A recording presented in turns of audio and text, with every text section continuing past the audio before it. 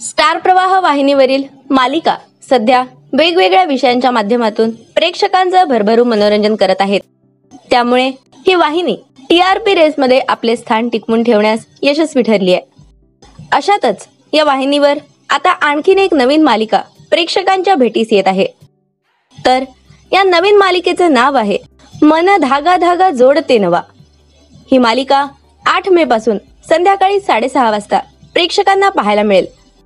या मालिकेत मुलगी झाली हो फेम माऊ म्हणजेच अभिनेत्री दिव्या पुगावकर ही मुख्य भूमिका साकारत आहे.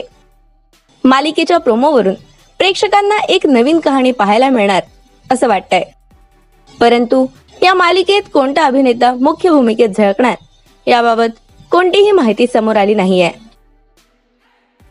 तर तुम्ही मन धागा धागा जोडते नवा या नवीन मालिकेसाठी उत्सुक आहात का? हे आम्हाला कमेंट बॉक्समध्ये नक्की कळवा.